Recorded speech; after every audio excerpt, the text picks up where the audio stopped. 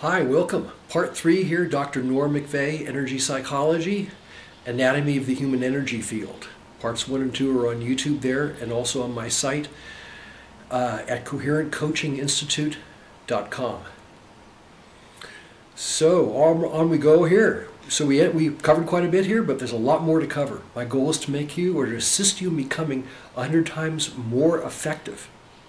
I don't mean just 100%, meaning you're double what you were. I mean 100 times more effective as a coach, therapist, salesperson, communicator, consultant, attorney, however you are, however you work with people, is to increase your ability to understand how the energy field of another human being works and how to work with it to increase their position on the scale of vibration. And the positioning of the scale starts at the bottom with, let's say, apathy and death and moves its way up to enthusiasm, interest, up into areas of bliss.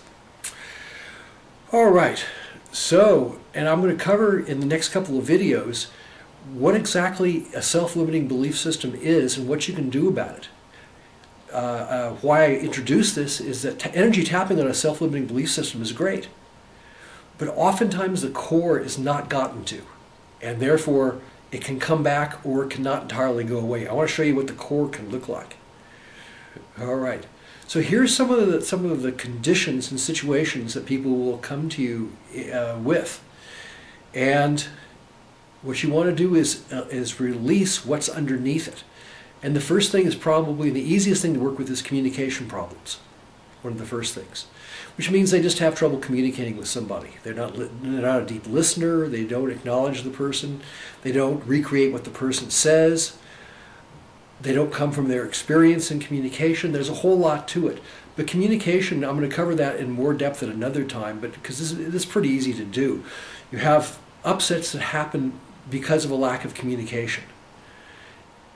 And communication essentially is the person is sending a communication over to you, you're receiving it and recreating it at the other end. There's a sending self and a receiving self. I used to teach a communication workshop for a coaching company. Actually developed it for this company back in 1972, co-developed it. It was a really effective course for training coaches and consultants is what we called them back then. And about probably, I'm guessing close to maybe 200,000 people have gone through that course in the meantime.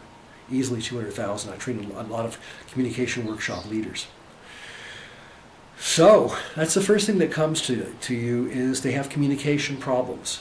And that's generally pretty easy to straighten out. Now they also come to you with something called a problem. And their idea of a problem and your idea of a problem should be two different things. Essentially what they're coming to you with a problem, and a problem is defined as an intention with an opposing or counter intention or other intentions against it. So it can't move. Psychological reversal is an example of a problem. The intention is to get well or get better with a condition. The counter intention is not to, because there's too much payoff and too much investment in having it remain the same.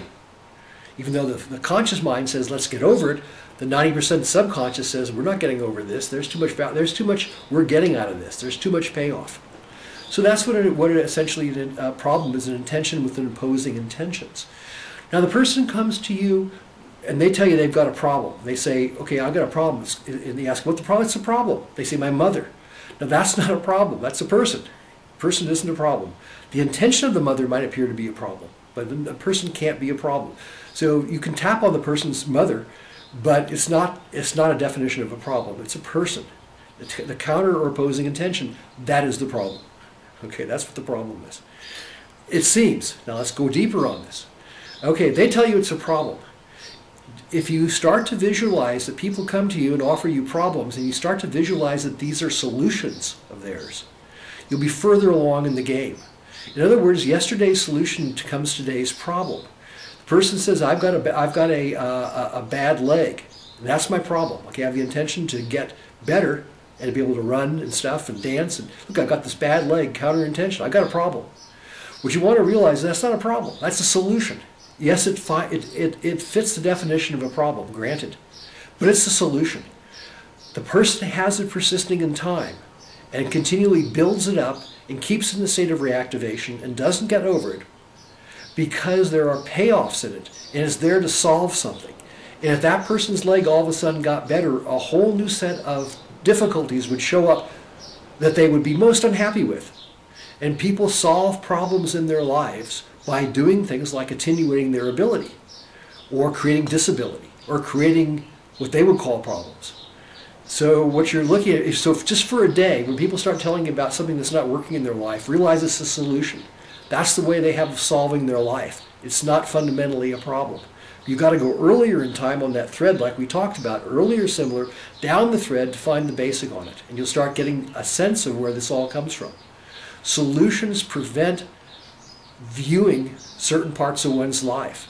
And what people call problems, when you start to take them away, and sometimes this will happen with the person, especially with as fast as the energy tapping is, and using the energy fields we have here, in combination with it, is that the problem will disappear and the person will become unhappy with this. And they'll start to create it back. Psychological reversal. There's more payoff in psychological reversal in having a condition than there is in getting rid of it. You know, it's like getting rewarded for not working. If you get rewarded long enough for not working, the idea of working seems extremely repulsive. So I just want to tell you, I mean, you'll have a whole philosophy about why not working and getting paid for it's the answer. But what it does is it reduces your ability to get out there in the world.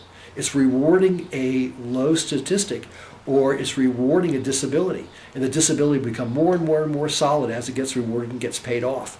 It becomes more and more solid and more part of life, and one builds a bigger philosophy or story about it. So it almost makes it impossible to disappear it, because it becomes welded and solid. But remember, it's only made of negative mental energy, so nothing is impossible. You'll start to work your way back on it. Once you get the reversal off, a lot will happen. Okay, so we looked at communication, we looked a little bit at problems. What's the next level that happens? Oh, this is the level that they don't want to talk about. This is called perpetrations and withholds. Okay, in perpetrations and withholds, they've committed certain actions, or haven't committed certain things, that is a violation of their moral code. So the person, through action or inaction, has created a perpetration or a damaging act on others, or self, and they are withholding or hiding that from other people. When they hide it for a period of time, it will become nearly found out or missed. And then they will wonder whether people really know about them or not. And so these are perpetrations. And people high on the scale of vibration will admit that they've made mistakes, they'll call them. But when you get right down to it, they've really created activities or taken action that is harmful to others or themselves. And oftentimes this is the last thing in the world they want to talk about. What they want to talk about is what's been done to them. They want to talk, they want to, you know, they go out there, they're doing things out there, okay? Out there to the world. They're flowing out energy and doing actions. They don't want to talk about that. No, not interested. What they want to talk about is what's coming to them, what's been done to them. Right. Realizing that what's been done to them justifies and helps hold in place what they've done. So a real simple way to see it is that when they're depreciating somebody, it's because they've committed perpetrations against that person, and the more they're bringing down the value and well-being of that person and worth of that person in their experience, the more they're lessening the perpetration. So if you've done something to, I mean, I know a guy whose name is David, and David is one of the most incredible healers and the most loving human beings I know. Or I know a guy named David, real creep, trying to take advantage of you all the time, never listens, does it his own way. Which person do I feel better about having committed a damaging act against? David, the loving, wonderful person, father and all that, good father? Or David, the scoundrel and, you know, lowlife and creep and loot? You see? You'd hold people in high esteem if you didn't create damaging acts on them. It doesn't mean that they're not necessarily so-called good or bad people. It's just that it wouldn't clutter your subconscious. It would just be, you know, you'd move on. You know, you'd be in the moment about it and you'd move on. So there are perpetrations, actions that people have committed that violate their moral code, that they're not too happy about, that they tend to hide and withhold. And they tend to talk about what's been done to them rather than what they've done. Higher on the scale, they talk about what they've done. Lower on the scale, they talk about what's been done to them. Lower the scale, they're victim. High on the scale, they're a person in a causative realm. They're responsible. Lower in the scale, not responsible. Low on the scale, my hand did it. High on the scale, hey, I took it. I chose to. I took it. Put it in my pocket. There, that's it. Not because not because justification. And you can tap on justifications, and you will release those. If you want to have some fun sometime, take a person that's committed a damaging act that they don't feel good about. Maybe they hit their child, they don't feel good about that, or maybe they don't. Should you? I don't think so. But maybe you've committed a person's committed a damaging act. And what you do is ask them how they've justified it, and tap on every justification. And pretty soon, what will happen is they'll be out of justifications. They might fight with you at some point, because when they start to run out of justification, the act becomes more and more massive and looks more and more bad and wrong. And when you tap on all the justifications, the transgression will appear, the sin, the perpetration will appear in all its glory, and then you can tap on that. But if you don't sometimes get the justifications off, and I cover this in a lot of other training programs of mine, if you don't get the justifications off first, the person will not sometimes be cooperative in releasing the perpetration, because it's too well justified and they don't see it as a perpetration. Because, again, it's David the jerk, the creep, not David the loving, wonderful, healing human being. So, big difference there. And then we can go into this. I normally, my training programs for coaches have been 125 hours on video once the editing was done. So we can go into real depth on all this stuff. And this is how you become a master coach, master consultant, master therapist. You really learn all these mechanisms and all these models. And that's what you need to know if you really, really want to be 100 times more powerful as a coach or as a consultant. You can charge a lot more, take a lot less of the client's time, and he'll think you're a miracle man or a miracle woman, because you know something about them that they don't know themselves. You know the mechanism, and you know the anatomy of energy psychology. You know the anatomy of the human energy field and how it works. And the human energy field works that way. It likes to justify what is done. It likes to withhold when it's done something that's bad or wrong, or perpetration. It likes to withhold it. It also wonders whether it's been found out or not. And not knowing whether it's been found out or not makes a real jerky, crazy person. Especially the more perpetrations you commit, the more you wonder whether people know or not.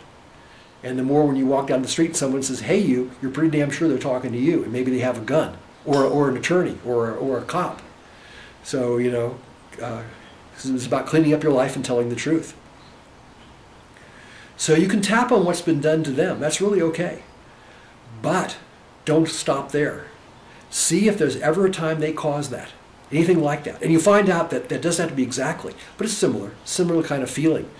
The person had someone yell at them in a particular way, ask them if they've ever done that, and who they did that to, and tap on that. It's much more powerful to tap on what they've done than what's been done to them. The low on the scale, they want to tap on what's been done to them. High on the scale, they want to tap on what they've done.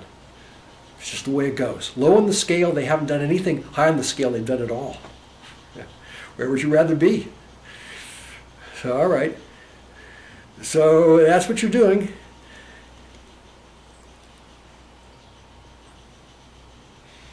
Now, the next place on the scale you'll find is upsets, moving your way up, and what goes on. And now, where do upsets come from? Okay, a person's upset. I spend, in training programs, I go to this in real depth. But an upset, okay, so an upset is a sudden drop in understanding or communication or agreement with a person, or love, respect, affinity. So where do upsets come from? Upsets are made of negative mental energy, and they come from nearly found out perpetrations. So when you've done something and you've withheld it, and you wonder whether somebody knows about it or not, you generally tend to get upset with that person. Upsets also are triggers, and they come from twos and threes, twos and ones being plugged in, and they are number 3. Number 3 can be an upset, and people get upset for no reason when a 2 or a 1 gets reactivated. Okay, so, and then they don't know what it is. If you knew why you were upset, you wouldn't be upset. People tell me why they're upset. If the charge blows, that's why. If the charge doesn't blow, that's not why. That is myth experience. That is, they're giving you an alteration. So that's where you have to be, really smart as a coach or therapist or doctor or healer, because you can only take what the client says up to a particular point. Because if the client knew everything, they wouldn't be coming to you in the first place. And if they knew what was upsetting them or what was really going on, they wouldn't have it going on. The subconscious has got it going on because they don't know. And when they know, it transfers from unconscious, subconscious, conscious mind. Once its conscious mind is done, it's not running them anymore.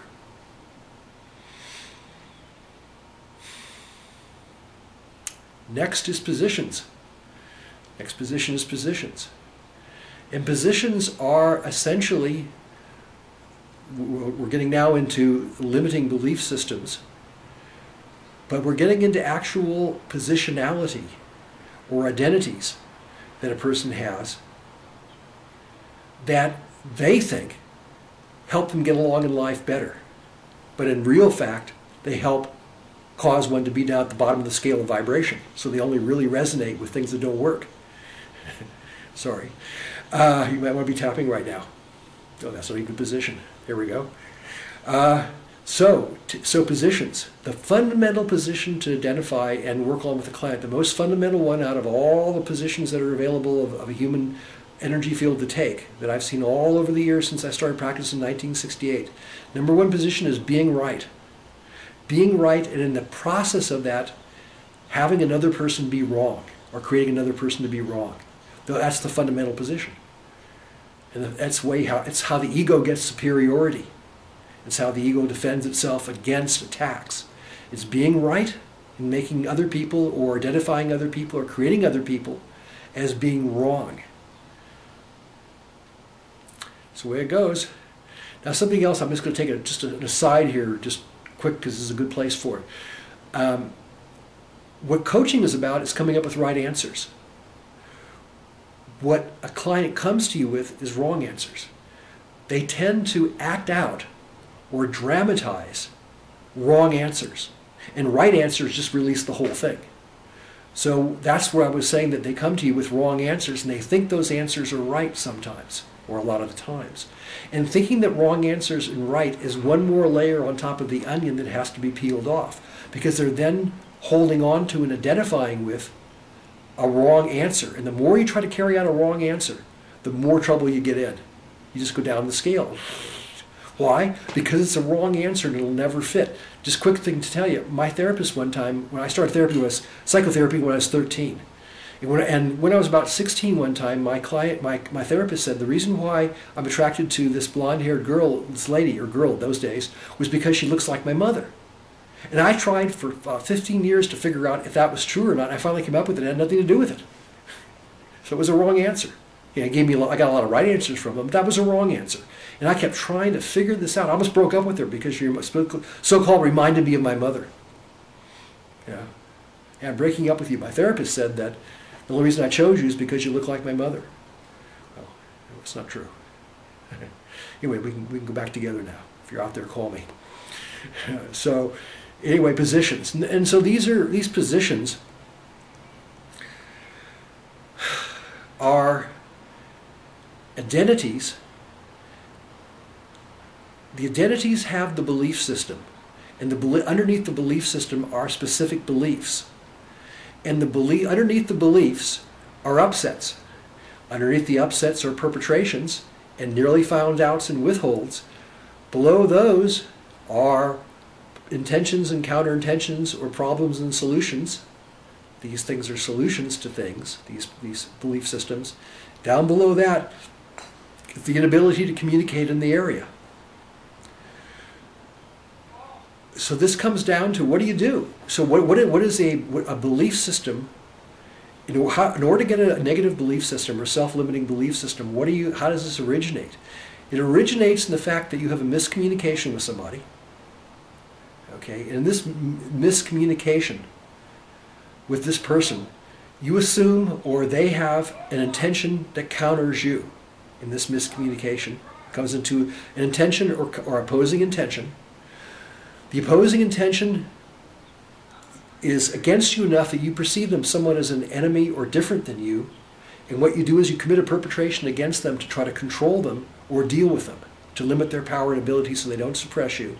You create a perpetration against it, you withhold it, you wonder whether the people or they know about it. You then assume a position, or you develop a belief about that person and that kind of person and those kind of people. There's your self-limiting belief, and these things intertwine into a system. That system is called reality. And that's your personal reality. Sorry to say it. But that's your personal reality from a subconscious point of view. Let's run it back down again so you can see it. Okay, so what you do is you have a position or an identity. And that identity you consider as you. Now, it's not really you at all, but it's what you consider as you. It's a subconscious negative mental energy or vertical energy conglomeration. Okay? This is how you're planning on making it in life with this identity. All right, so under that identity is jam-packed with a belief system about how people are, how life is, and how things are. Underneath that, or inside that, there is a single belief. That single belief has to do with you're right and other people are wrong, or you're right and other situations are wrong. Working's right, not working, you can just go down the list. Getting unemployment is right, getting employment's wrong. Being a missionary is right, not being a missionary is wrong. These are all these positions. Underneath the positions, what there are is, there's an upset. There's a lot of number threes in there that are reactivations of when your attention has been scanned on to twos and ones through reactivation in the current environment. Okay, so there's upsets.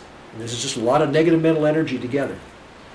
Underneath that are perpetrations that you've committed or damaging acts on other people that you've withheld, and you wonder whether other people are conscious of that or not, if other people know about that or not. Under that, you perceive these other people as a problem, otherwise you wouldn't have had to commit perpetrations or damaging acts on them.